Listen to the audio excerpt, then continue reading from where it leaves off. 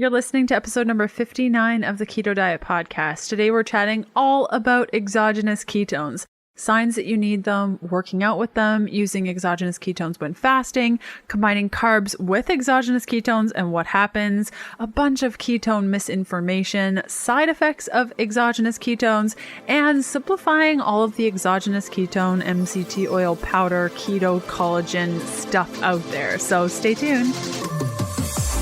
Hey, I'm Leanne from healthfulpursuit.com, and this is the Keto Diet Podcast, where we're busting through the restrictive mentality of a traditional ketogenic diet to uncover the life you crave. What's keto? Keto is a low-carb, high-fat diet where we're switching from a sugar-burning state to becoming fat-burning machines. One of the most challenging parts of starting a ketogenic diet is, well, starting it and maintaining it by preparing healthful, high-fat food that tastes good and is easy to make.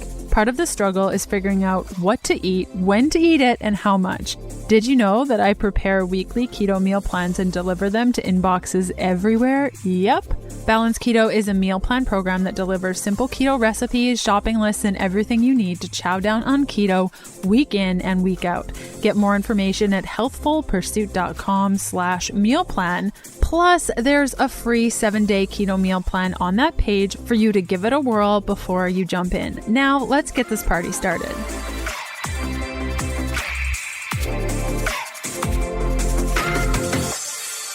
Hey guys, happy Sunday. The show notes and full transcript for today's episode can be found at healthfulpursuit.com/podcast/E59. And the transcript is added to the post about 3 to 5 days following the initial air date of this episode. Let's hear from one of our awesome partners.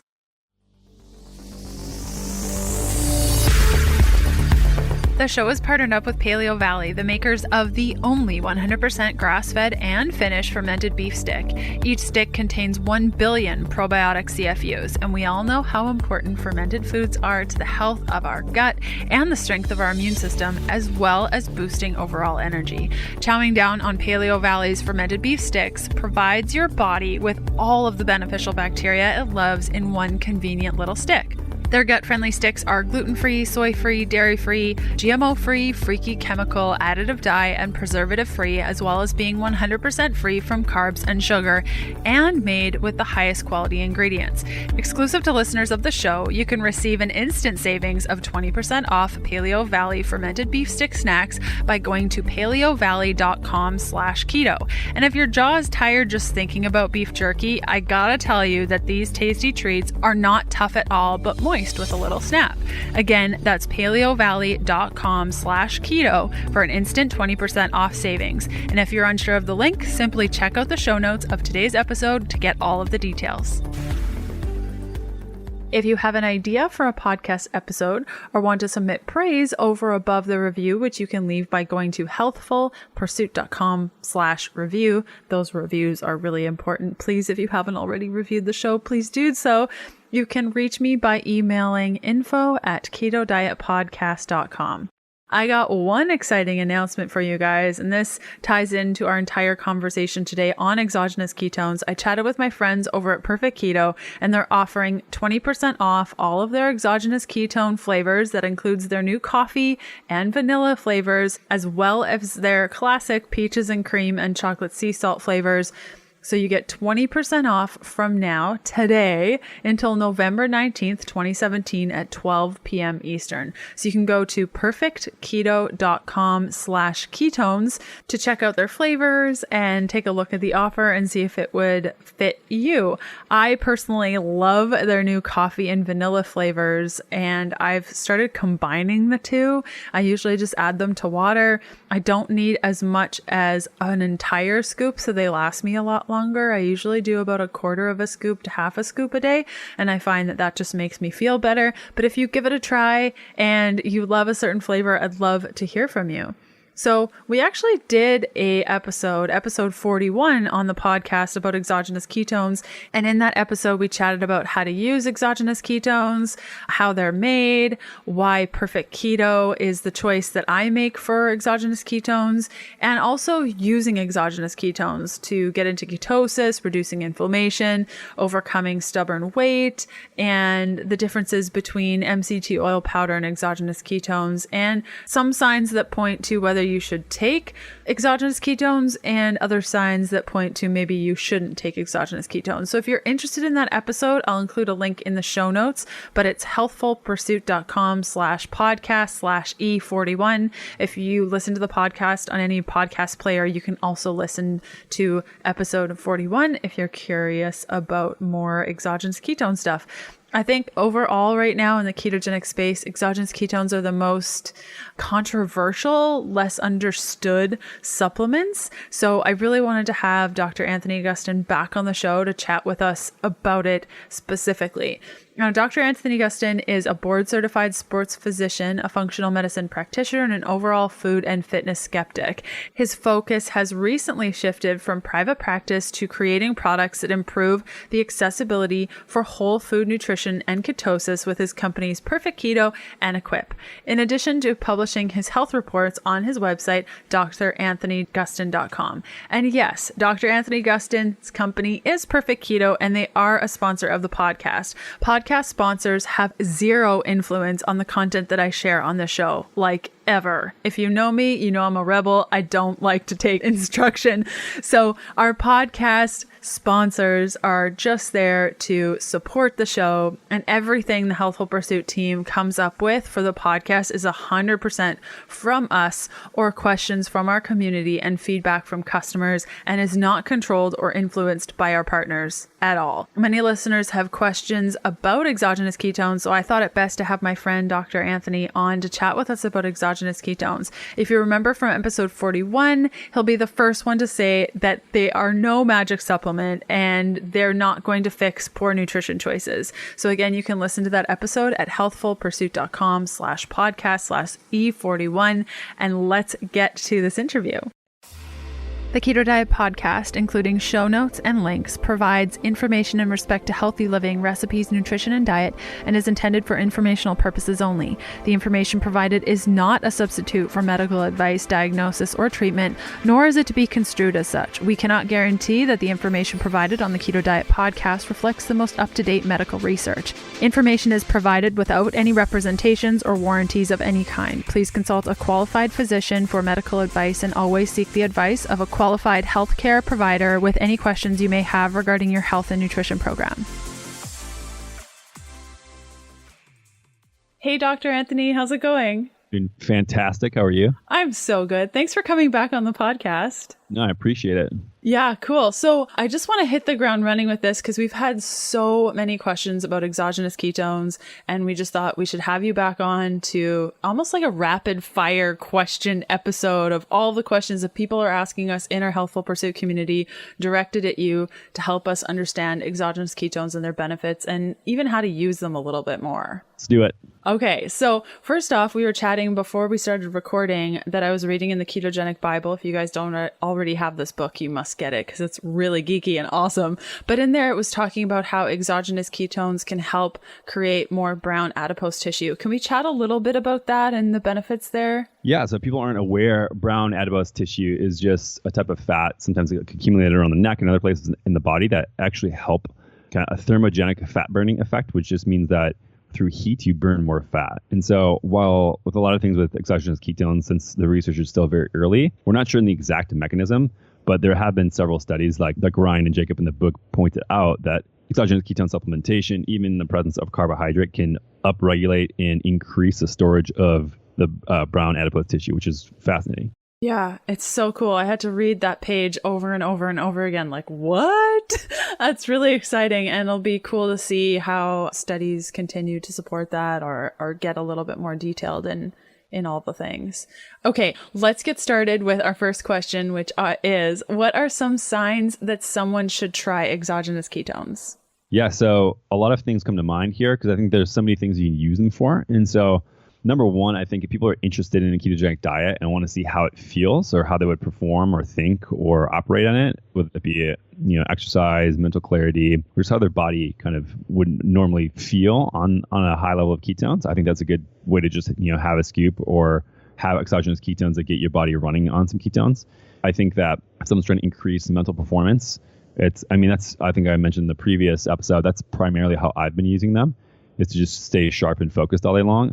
I don't need a lot of weight to lose, and obviously I like to lower my inflammation and keep all that at bay, but mental performance for me is the biggest thing. I think physical performance, if someone not necessarily is doing like explosive work, if someone's doing like CrossFit and powerlifting and things like that, I don't think that those people are a great candidate for exogenous ketones. But I think that if you're doing more endurance work, or for instance, I'm doing more gymnastics work now, perfect fit, because you actually use more oxygen when you are having exogenous ketones. And I think transitioning to a ketogenic diet is another way that people, some of the stuff when people have symptoms of fatigue or like energy system imbalance where they stopped carbohydrates and they haven't started using ketones yet, so your body doesn't really know what fuel system to use. I think that's a good time to pop those in and kind of lessen that burden.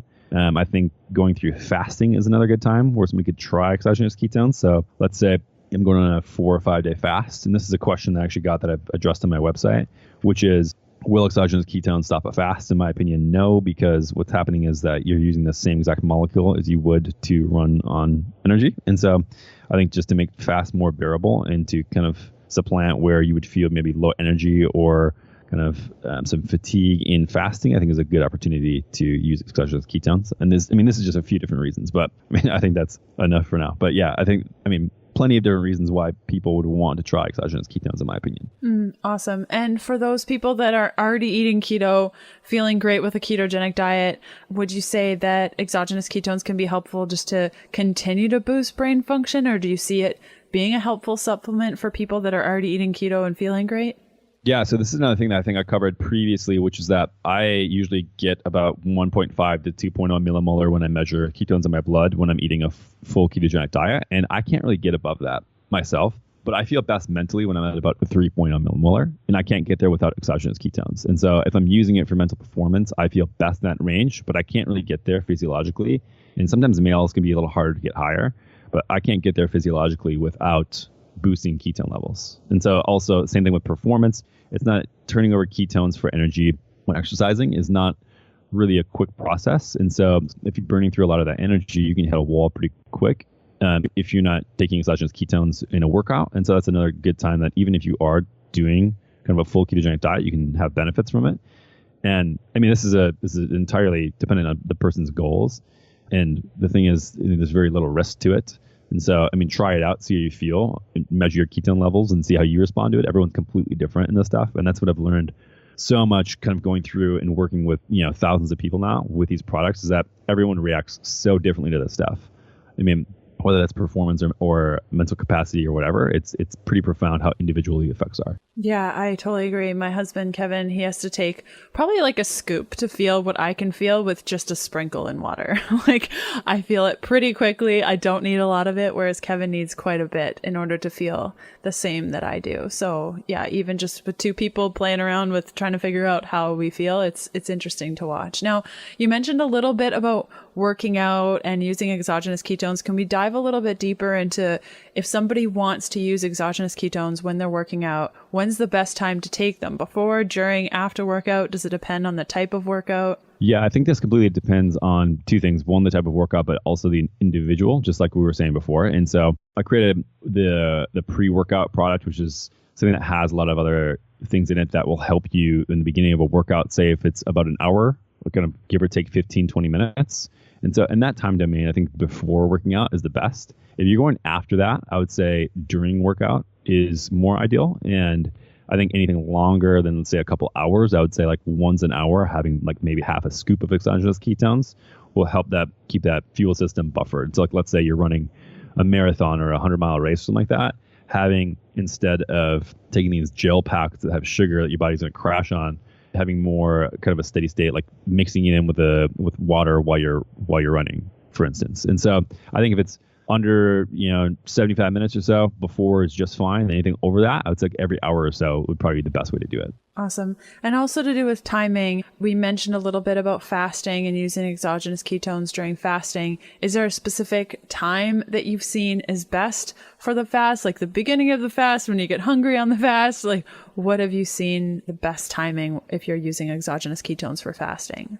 Yeah, so for myself, I've used it in two different times, and that's one when I get brain fog when I'm fasting. Usually when I'm fasting, I feel pretty good, and so mentally, but there are some times where I definitely hit a wall without any energy coming in, and so I'll use it then. And then also if I have a crazy craving or appetite surge, I'll use it then to kind of bring that down. So those are two great times that I've used it to help get through 7-10 day fasts. Whereas otherwise I tried and it would be miserable. And also, I mean, people probably know this, but I would highly recommend going into a nutritional state of ketosis before fasting. It'll make your life much easier. Yes, I second that 100%. I don't think I could ever have fasted as long as I do now in keto. It just comes so natural. I couldn't imagine doing the fasts like I do now. Just eating carbs. And I've tried eating moderate to low carb and then just using exogenous ketones into the fast. Doesn't work well. It's still pretty miserable. And so I would say switch your body entirely to nutritional ketosis if you're getting into fasting. And then from there you can use ketones, but otherwise it's so much harder. So much harder. Yeah, definitely. Even to do with timing too, is there a wrong time to take exogenous ketones? Like say somebody takes them right before bed. Is that going to be a nasty situation? It's just entirely depending on the goals of the individual. I don't take them before bed because I don't feel any benefit from them. But some people, especially in our Facebook group, said that it helps them sleep deeper. I don't know if they've quantified this at all. I'd be interested to see kind of data on different stages of sleep and things like that. I don't think there is anything out there that exists looking at that. But some people say that it helps them sleep deeper. I haven't felt that effect. But I mean, it's just one of these things where you have to ask yourself, what is your goal? And then, I mean, it could be sprinkled in anywhere in the day, depending on your goal, in my opinion. So if that's in the morning or appetite suppression or mental focus, if that's at night because it helps you sleep better, if it's before a workout or after a meal because it helps with blood sugar regulation, these are all things that completely independent of the individual. And so you just got to test it. And if it fits for your goal and you feel like you look, feel, or perform better, then I think that's a good time for you. But I haven't seen any time where it's like, oh, you had it at 3:45 p.m. Shucks, too bad. Shouldn't have done that. Yeah. So I don't think there's any time in the day where it would be a bad idea. The only time that would be a bad idea is if it didn't fit with your goals.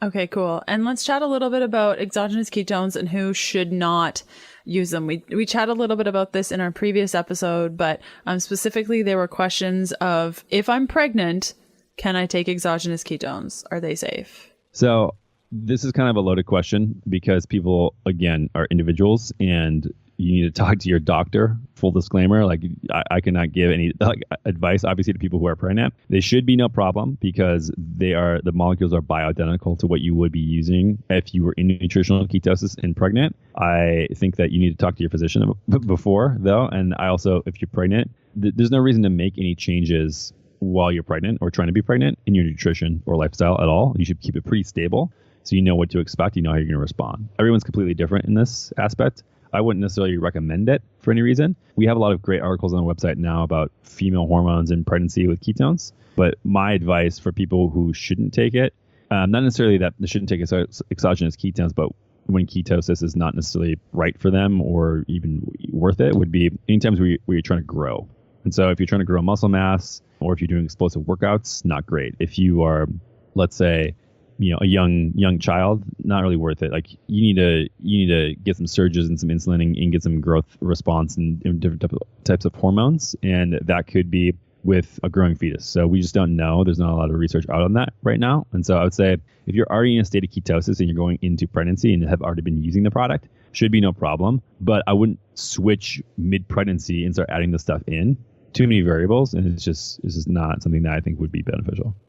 Awesome. And in the same sort of line, what is a healthy way to use exogenous ketones that's not focused on weight loss or more of that disordered mentality? You see other products, exogenous ketone products, saying, have your cake, have exogenous ketones too, and you'll still lose weight. Yeah. And how can one just use exogenous ketones from a place of, I just want to have better brain function and be a, more balanced human? Any tips on that? Yeah, I mean, in full reality here, the biggest thing you could do to have better brain function is not take ketones. It's to eat real food. And so if you're not doing that and you're eating cake and sweets and all these things and have a terrible lifestyle, you're not getting sleep, you're not having any stress management, you don't have good relationships in your life, then I'm sorry, but exogenous ketones aren't going to save you. I wish that were the case. That'd be great. But yeah, I think that not just with nutrition, but the whole lifestyle in general should be taken care of first before you add anything in. These things are called supplements, so they should be supplementing proper nutrition and proper lifestyle. That's my opinion on it. So to add into the question of who shouldn't be taking them, people who think that they're going to get benefits to replace bad lifestyle choices. Does it make sense? Oh, totally it does. And this is why when it came to exogenous ketone products, I chose Perfect Keto, because the fact that you feel that way is just like so great. Yeah, I mean, It's so great. there's been probably more times than not where somebody asks what they could use a product for, and I start digging in a little deeper and asking them questions about how their lifestyle is. I'm like, no, you don't need to be buying exogenous ketones right now. You need to be just buying kale and eating that instead. Like, you need to get some micronutrients and some real food in your body and see how you feel and get a baseline. And at that point, say, okay, I'm going to add this in to get a little extra here or there. More in my interview with Dr. Anthony Gustin after this message from one of our podcast partners.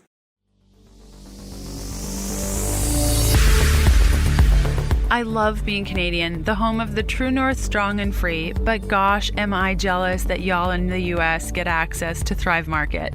For all of my pals south of the border, my friends at Thrive Market are offering you 35% off your first box of groceries plus free shipping and a 30-day trial.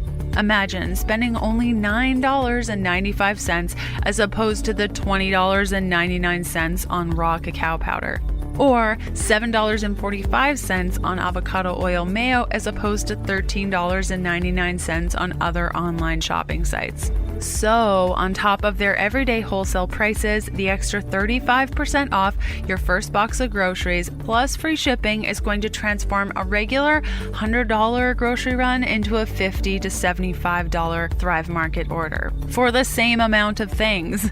Go to thrivemarket.com/HP to get your instant 35% off. This offer is available to new Thrive Market customers only. Unsure of the link? Simply check out the show notes of today's episode to get all of the details.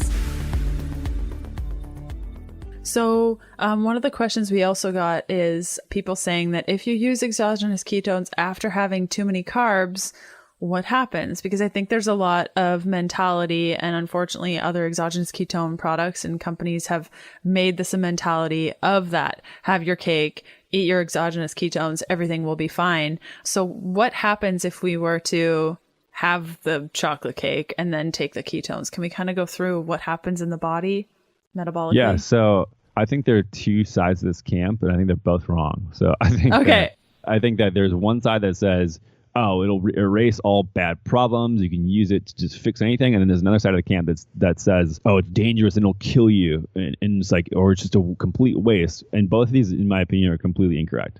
So I guess first thing to dissect here would be saying, how much is too many carbs? That's an individual thing depending on, insulin sensitivity in the individual, if they just worked out, if they didn't. But if it's a poor food quality choice, then nothing's going to erase that ever. But what happens is they're doing a lot of studies now based upon what happens in the body in the presence of carbohydrates and exogenous ketones.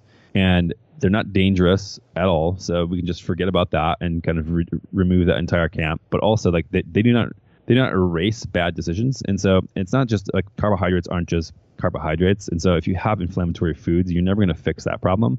But one thing that happens is ketones are preferentially taken up in both the brain and the heart in the presence of carbohydrates. So let's say I ate some sweet potatoes and not chocolate cake, because I probably wouldn't do that, and then had exogenous ketones after that.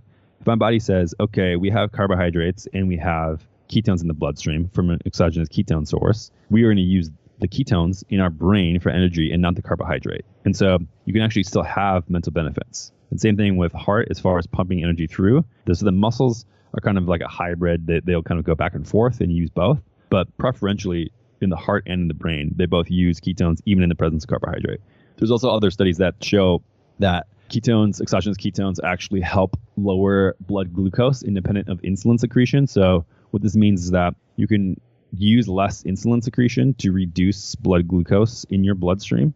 And so this isn't like a magic eraser. So like I said, food quality, 100% first priority in any nutritional program. And so never eat crap and then try to feel like exogenous ketones are going to help with that. But if you have blood sugar regulation problems, it looks like ketones can be used to help regulate that independent of insulin secretion. And so the reason why you want to do that is all the studies coming out about inflammatory disease long-term basically come from too much insulin in your bloodstream for too long. So your cells get desensitized to that, and you can't basically push carbohydrates where they need to go whenever you do eat them. And so taking ketones can help remove the carbohydrates, the blood glucose out of your bloodstream without using as much insulin. So that's a good thing. So it's kind of like in between with all these things. There's not one clear answer. It depends on the individual, what they're eating, what their goal is, what they're trying to get out of it. But 100% food quality first. That can't be emphasized enough. But do those kind of things make sense as far as, it's not dangerous, but it's also not a magic eraser, but it's also not useless. And so it's kind of this gray area. Yeah, I love it though. And there were a lot of questions about like,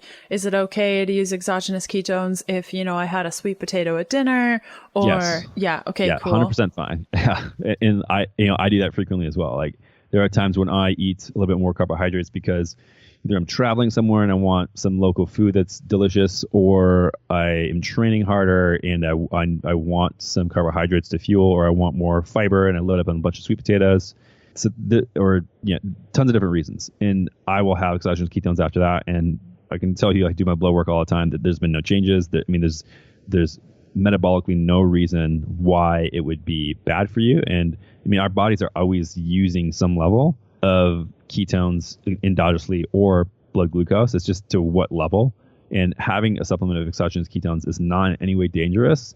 It does not change any biological processes like some people are saying it does. Mm-hmm. Yeah, I think there's this thought of, if you have a sweet potato and then you take the ketones, it somehow neutralizes those carbs. Yes. So there's a lot of things. People say that your body can only run on one fuel system and not the other, which is incorrect. There's some people who say that, all the exogenous ketones will be stored as fat, which is just silly because it's like 14 grams of beta hydroxybutyrate and it's water soluble. And so you would just actually, even if your body wouldn't be able to use any of it, you would just excrete it in your urine, but you don't because your body does use some.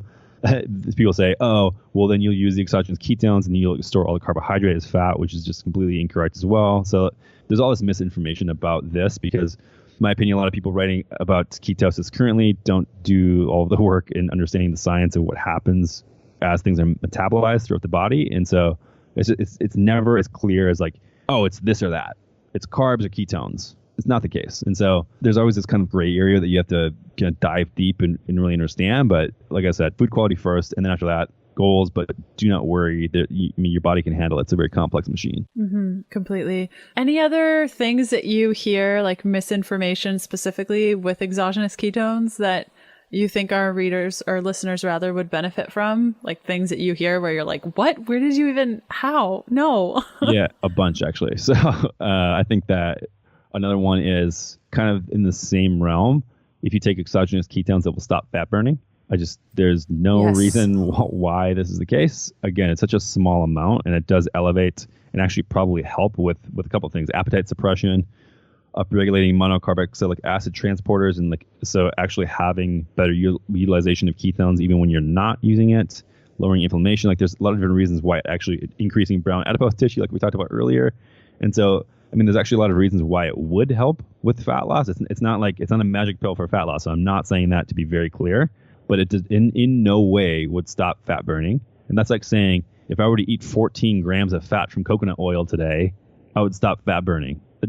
No one would ever think that, ever. And so with that same logic, it would mean that I need to fast and never eat 14 grams of fat, or I wouldn't lose any fat. And so that's one thing that is just, there's all over the internet with people, calories matter in there. But it's like, this is somewhere between like 15 and like 60 calories. It's not a calorie issue.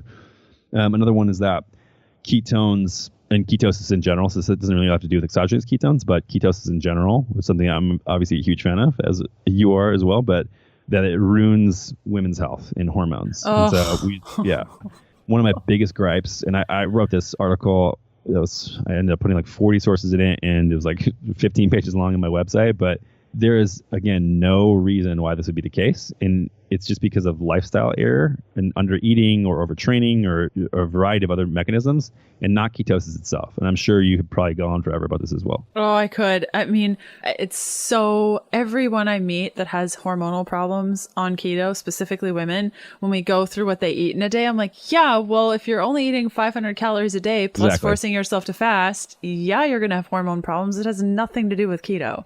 Plus doing eight CrossFit workouts a week. Completely. And cardio on top of that, and stressed out, sleeping 4 hours a day. It's those are the problems to address, and not ketosis is not making women's thyroids fall out of their body, and so that's another one. I think that ketones are bad when you're fasting is another one that, again, it's a bioidentical molecule.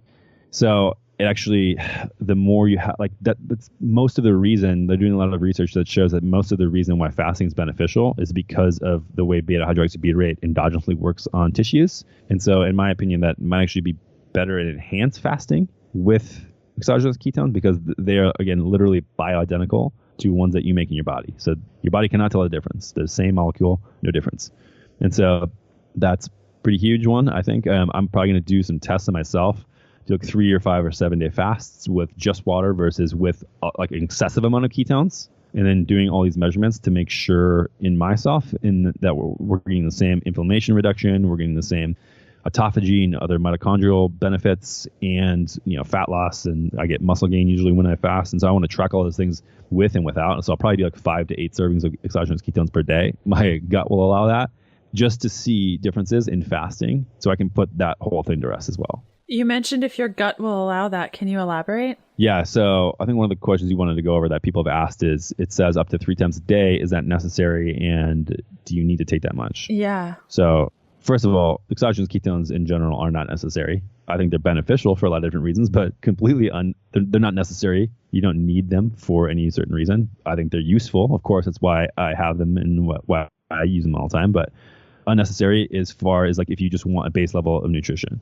However, we put an upper limit of 3 times per day on there because what happens is, especially if you're not used to it, your gut, when it uptakes so much beta hydroxybutyrate and your body's not used to using it, will say, okay, we have enough energy, we need to stop taking this stuff in, and it will start flushing the contents of your gut out, and that makes for a mess in the bathroom. And so we don't want that. And so a lot of times when people are just starting, we recommend maybe a half scoop and then going up from there if they've never been in ketosis, they've never had ketones before. I have an interesting story to share with you. My brother-in-law used to sell Keto OS, all about Keto OS, and really pushed it, really passionate about it. And he had a call with his team lead and he was like, I just really need to know how much BHB is in this. Of course, they won't tell him. So I was like, you know what, friend, just take my perfect keto. You can have this entire chocolate sea salt one. Just take it, try it. He had a quarter of a scoop and he was like, he called me and he's like, my gut, it hurts. I'm in pain. What's wrong? And I'm like, yeah, that's because there's actual ketones in this, and the product you were taking at 3 packs a day, he never experienced that feeling. I'm like, back it off, sprinkle it in water for the next couple of days and work your way up. And he's like, wow, I actually feel the difference. I'm like, yeah, it's because you were taking not a good product before. So that was a really good indication that the product is just so much stronger, and you do have to baby step it if your body's not used to it. But he thought he was, because he was taking another product that isn't as high quality. So I thought you'd enjoy that story. I mean, I'm not going to be too biased here, but I like our product because I know what we put in it and we make it very clear. Some people don't do that with their products, but yeah, it's kind of a good point. Yeah, if your body's not used to taking that many grams of beta hydroxybutyrate, you can have a response, but just grade it up. So start slow and then add it up. It's not like 3 is a magic number. 3 scoops is a magic number. It's an entirely independent thing for the individual. So sometimes less, sometimes more, depending on the goals. There's some days like when I'm traveling or fasting, I'll have 3 to 5 scoops. It just depends entirely on the day. Yes, I totally agree with you. So we talked about this in the last episode, but I just want to go through this a little bit more. How does the body process exogenous ketones specifically? Can you store them like you would sugar? No, because they're not sugar, and sugar is stored very differently. So sugar is stored eventually as triglycerides, essentially, unless you're talking about carbohydrates as glycogen. So it's kind of just a completely different way. And the exogenous ketones are processed the same way as endogenous ketones are processed. And so what happens is, your body basically breaks it down, and it can go into energy systems and Krebs cycle pretty much immediately. And so when you're at a point, it'll basically recycle them in your body and float around your bloodstream. And if you're not using them, then you'll just urinate them out. And so there's no storing them. That's where, like, if you have a coconut oil, for example, or MCTs, your body can store that. MCTs less so, but coconut oil more so. Just depends on the length of the chain of the fat and how it's stored. And so, it's not a reversible process to go from a beta hydroxybutyrate molecule to a triglyceride to be stored as adipose, as fat. And so that's kind of there's some reversible and irreversible biological processes. And this one's like, if you have exogenous ketones, they don't turn back into fat or sugar. I don't know why they're turned into sugar. That's another question that people ask too, is, does this store as fat? And this is another reason why I don't think that it's even possible to have enough exogenous ketones to increase fat gain. Because what you're saying is if you just take too much, you'll pee it out. Yeah. Cool. Or it'll be self-limiting, and we just talked about how that's not fun either. More in my interview with Dr. Anthony Gustin after this message from one of our podcast partners. Perfect Keto is a partner of the podcast. Their exogenous ketone supplement is the most effective, best tasting, and most affordable exogenous ketone supplement on the market, or at least what I've been able to find. Perfect Keto exogenous ketones increase blood ketone levels by about 1.5 millimoles, which can be helpful for keto eating warriors who need a boost in mental performance, energy production, fat burning, or to help adapt to the ketogenic eating style. If you're struggling with keto, take for a couple of days and you'll be well on your way post-haste. Perfect Keto is available in chocolate sea salt and peaches and cream flavors. My personal favorite is peaches and cream. Just add it to water, shake it up, and drink whenever you need it. Use the coupon code HEALTHFUL, all in caps, no spaces, for 15% off at healthfulpursuit.com/ketones. Unsure of the link? Simply check out the show notes of today's episode to get all the details. Could the body become dependent on exogenous ketones or stop producing as many endogenous ketones because they're taking exogenous ketones? This is probably the number one question I get all the time is, no, I'm not taking that product because then my body will become reliant and I'll stop producing ketones. Thoughts? Yes. So this is another thing where people just misunderstand biology entirely. And so there's things called negative feedback loops when this does happen. So let's say you start taking a supplement and your body stops. It's like anabolic steroids are a good example of this. So if you take testosterone injections, your body says, oh, we have enough of this. We just stop producing this. And then if you go off them, there can be a lot of consequences from that if you don't do it properly. And so that does not happen with ketones and exogenous ketones. So there's no mechanism, there's no negative feedback loop, is what you would call this, that would stop, where your body would have this thing that would go back and say, okay, we have enough of this stuff, let's just stop making it. Same thing here. Like if you ate, this would be just completely antithetical to ketosis in general. This is like saying if you ate fat, your body would stop burning fat and stop using fat as fuel, which we all know is not true because of the now like literally thousands of reports that I've heard from people about weight loss and ketosis. And so it actually helps exogenous ketones and ketosis in general help fat burning kind of over the long run and help your body use fat as fuel. And like essentially what your body's doing using fat as fuel is breaking it down into ketones. And so it's the exact opposite. So it would be more so of a positive feedback loop, meaning the more you have, the more you'll actually use. So it's complete opposite. Okay. And so awesome. No dependency. Yeah. And actually increase endogenous ketone production. Because cool. If you have, like I said before, if you have more of a certain channel that your body's using that put exogenous or ketones in general, beta hydroxybutyrate, into your cells for energy production, then what happens is your body will say, oh, okay, well, we have all this availability to use this stuff. Let's just make more of that from fat. And so, using exogenous ketone will not make you dependent on exogenous ketones. If anything, will do the exact opposite and help you burn more endogenous ketones. Good question, though. Setting the record straight for sure. I think that's one of the biggest things. And there's also a lot of misconception in keto that if you eat too much fat, you'll start gaining weight or you'll stop burning fat because you're eating fat. I mean, I think that there's just a lot that needs to be cleared up on that. So thanks so much for going through the details of those pieces. Yeah. And that's pretty much the same exact thing when you get those questions and you're probably like, oh wow, geez, we're still here. Yeah. I think that's how it is with exogenous ketones as well. It's just the breakdown of fat. And so it shouldn't really be thought of as nutritionally different than like MCT oil or coconut oil. It's actually like even more of a breakdown of that same fat. So that's how I look at it. Completely. Okay, so let's chat a little bit more of the side effects because we chatted about the gut and the reaction that you'd have if you took too much at once. What does it mean? And I've never experienced this, but somebody asked, what does it mean if somebody feels hungover after drinking exogenous ketones? Why would one respond this way? I don't know what this means either, but one of the things that I think this person may be experiencing is when you haven't had ketones before, you haven't been in a state of ketosis, and you haven't, your brain, especially your brain hasn't ran on them, it can be like a little overwhelming. You might get like a little kind of a brain fog-ish feeling where it's like, oh, why is my brain working like this? And not to say like you have some superpower now, but It's just something like a mental state or a physiological state where you're not used to it. And so let's say you've only been at 1 millimolar before and you've been in nutritional ketosis, but then you take a scoop or two of exogenous ketones and now you're at 3.5 millimolar. Your body probably just has never experienced that before. And so that might feel a little weird. I don't know if they mean like the next day they have like headaches and dehydration like you would when you drink alcohol, but they didn't get into it, but I remember when I did keto for the first time, I experienced that. It was sort of like I got more brain fog, or maybe it was more brain capacity that I wasn't sure what to do with it. So my brain was just really fast and I was having a really hard time at things. Yeah, exactly. And like, I mean, if your brain's running on a different energy system for the first time, you're going to not feel normal. Like you're not going to have perspective on what that even is. And maybe there is some neuronal pathway type of modulation that's going on there that obviously hasn't been studied, but maybe you're using different parts of your brain because there's more oxygen to be used. And maybe that just feels weird when you first do it. But as far as like you wake up and you roll out of bed and you want to go puke because you're all hungover, like I don't know. Yeah. Did you mix vodka with your exogenous ketones? which is a weird trend that I've been seeing with people doing. So I would say that's not a great way to take exogenous ketones. Your keto cocktails with exogenous ketones in them, I just don't get it, but it's kind of funny to me.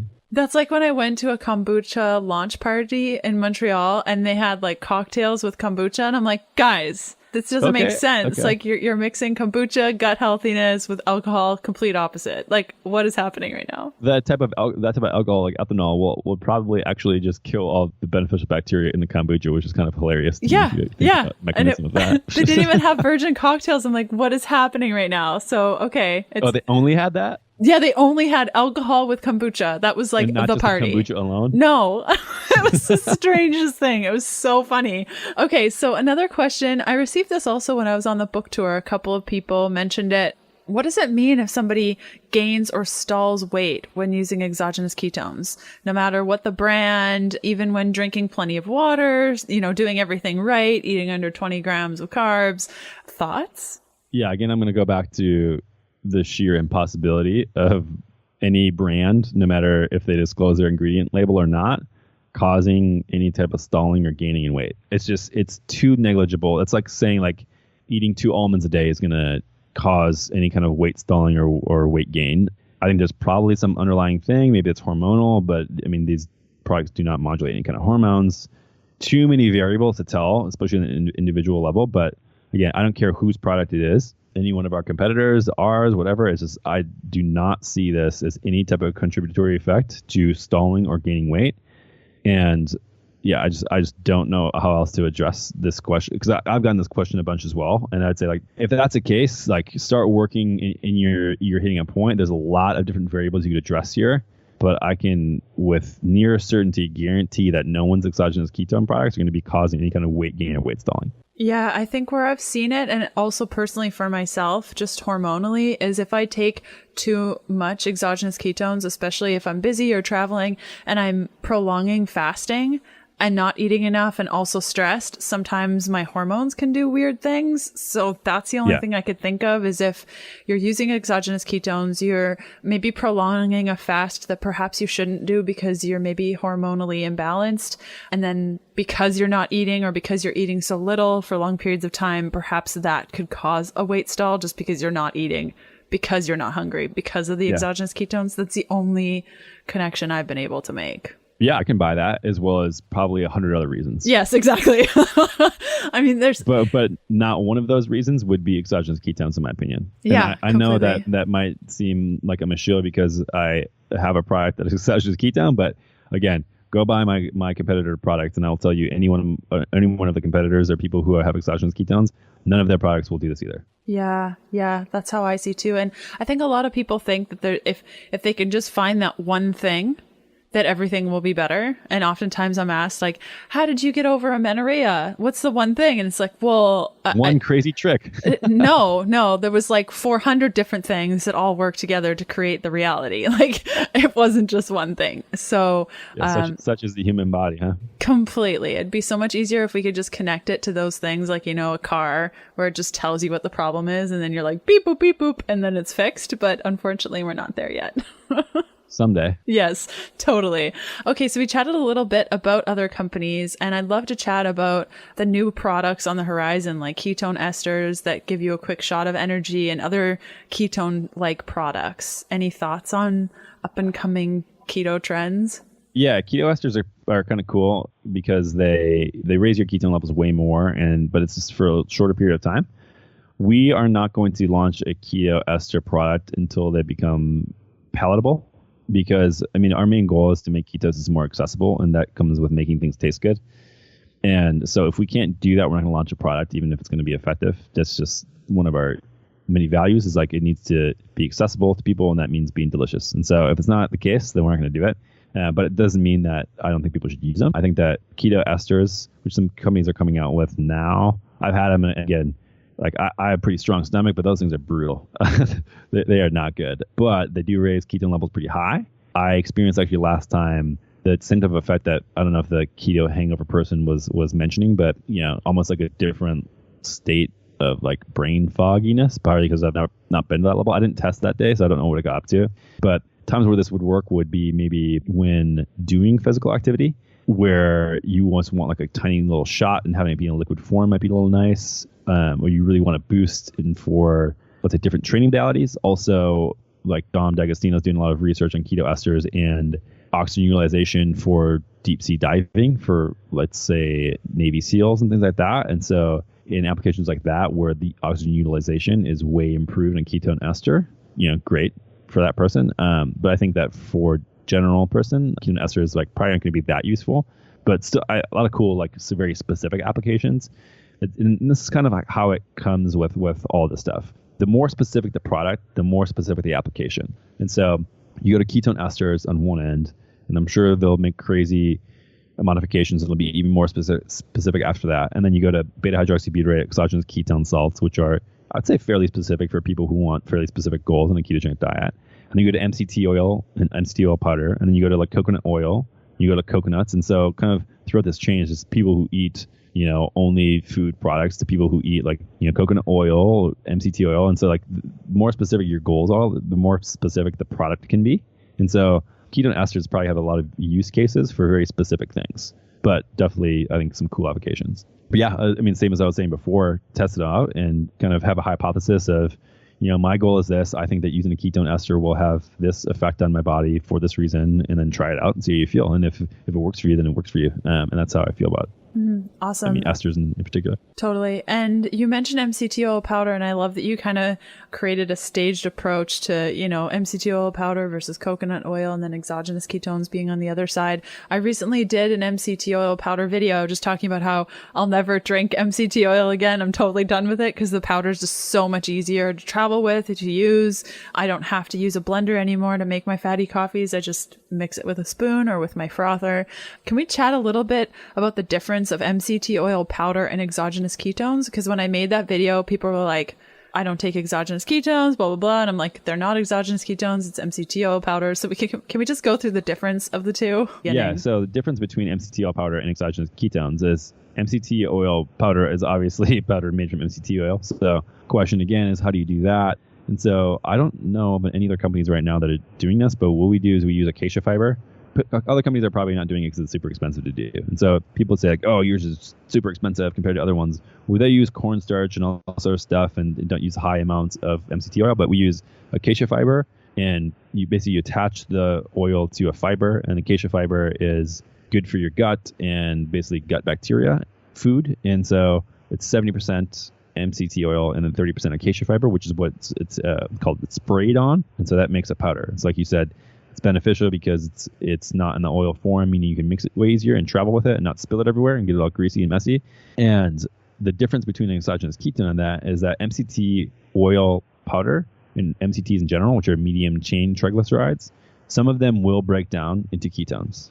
So that's obviously great. But then some of them will also be used just for general energy balance. And so while ketones are kind of like short-lived, what I would say is think about MCT oil as being kind of a longer energy source that your body can use and recycle and work in a little bit different way than just going straight into the cell. And so exogenous ketones aren't MCT oil, but MCT oil can be considered kind of exogenous ketones. They just break down into ketones. So you can get shorter term energy with exogenous ketones and longer term energy with MCT oil. And then also think about it as like if you're looking to increase ketone levels in your bloodstream, the same thing is the effect. So if you have a longer effect, you can have less of an overall increase in ketone levels with MCT oil, but you still should have some, a little bit, but the effect is just much longer. Whereas exogenous ketones, you're going to have a way higher bump, but in ketone levels, but it's going to be for a shorter period of time. Does it make sense? Yep, totally does. That's how I use it. Yeah. That's exactly how I see it. Yeah. And then MCT, and if you're going for instance, caloric load and getting calories up there, MCT oil can be used better than exogenous ketones, which in my opinion, the verdict's kind of out on if it even has kind of a caloric load to it. But so MCTs are also more satiating and I'd say better tasting than ketones. And so you don't have to put them with salt. And so they can be really creamy and really satisfying. And so if you're really trying to curb hunger, MCT oil or MCT oil powder can be one of these things that you can put in to help that as far as if that's one of your goals is to reduce that. And it tastes so good. Yeah, it tastes incredible. Especially, yeah, I love MCT oil and MCT oil powder. Stuff's fantastic. It's like you said, super easy to travel with. I don't ever eat when I'm traveling anymore, which is kind of like I always get this weird stare from the flight attendants on like I just took a 15-hour flight from Australia and then I took a 14-hour flight to Argentina and I didn't eat any of these flights and I just get these weird stares like on some freak who just doesn't eat. But I'll mix in MCT oil powder to coffee, say, and it's completely satisfying. Like I will not need that. But if I have exogenous ketones, I would need to take them like once every 3 to 4 hours where I can go almost a whole flight just having one coffee with like 2 or 3 scoops of MCT oil powder in it. So different use cases. I feel like we would be awesome flight buddies because I do the exact same thing and people look at me like I'm strange, like who's the girl that doesn't want dinner? And I'm like, I am just totally happy over here with my MCT oil powder. Yeah, we'd be able to cheers a little fat coffees. Yeah, my friend and I were flying to I think from Australia to Tennessee, and one of the snacks they were serving was a pizza sandwich with a side of a cookie. What? Oh my gosh. Yeah, and so it was like it was essentially a piece of pizza wrapped in this baguette with a cookie on the side. Sounds really great. It was before we were supposed to go to sleep, so I don't know if they were just trying to put everybody into a coma. Yeah. And it likely worked. It's so fun to watch the people eat all the cookies and things, and they're all just like dozing off about 20 minutes later, and I'm working away, drinking my fatty coffee. And I had a question too about keto collagen and the difference between keto collagen and exogenous ketones, because we would get that question a lot. Yeah, so collagen is a protein. So exogenous ketone is, like I said, the breakdown of a fat, essentially. And so the keto collagen, the product we have, is 5 grams of MCT oil powder. So you're getting that fat that kind of helps boost energy and provides a little bit of increase in ketone levels, as well as it slows digestion of protein down. And so when you have collagen or powdered protein, a lot of times what happens is because it's in a powdered form, you digest it very easily, which spikes your blood sugar a little bit and kicks you out of ketosis. And so we pair those two things together so that it blunts the response of the protein and gives you this nice healthy fat and stable energy source with the collagen peptide. And so collagen peptides are essentially the part of the protein that people don't get enough of. And so I think that there's people get enough protein in general just eating muscle meat of animals and, from most plants. So I think a combination of those two things, most protein sources are covered, but collagen is specific where it's sort of hard to get unless you're eating certain parts of the animal. And so what happens is people overeat protein, the general protein, and don't get enough collagen or gelatin, and then their muscles are taken care of, but then their skin and their joint surfaces and their connective tissue all kind of gets brittle over time. And so in their gut and all blood vessels, all the stuff's made of collagen. And so I think to me it's the most underutilized protein source. And so having that helps bolster all of those things and improve all of those areas. So hair, skin, nails, joint surfaces, like I said, gut, blood vessels, all that stuff is improved with using collagen. And so we pair that MCT oil powder plus the collagen peptide so that it's a keto-friendly source of protein that most people don't get, versus exogenous ketone is just the breakdown of fat for energy. So completely different. Amazing. So great. Perfect. Where can people find you if they want to learn more from you?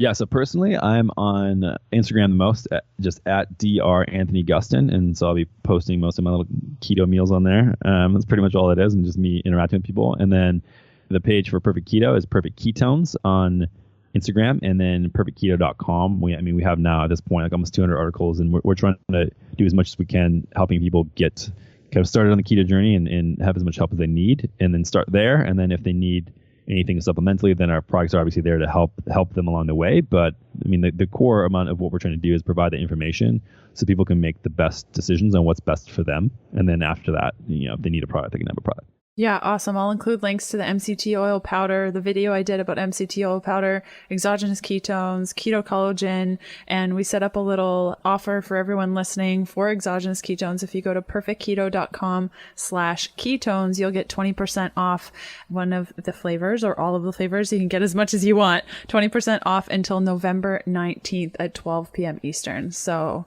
go and enjoy and get the things and drink them and let us know what you think. So thanks for coming on the show, Dr. Awesome. Anthony. So great to have you. And I hope one day you'll come back and we'll chat more about all the awesome things. Love to, Lan. Thank you so much for having me.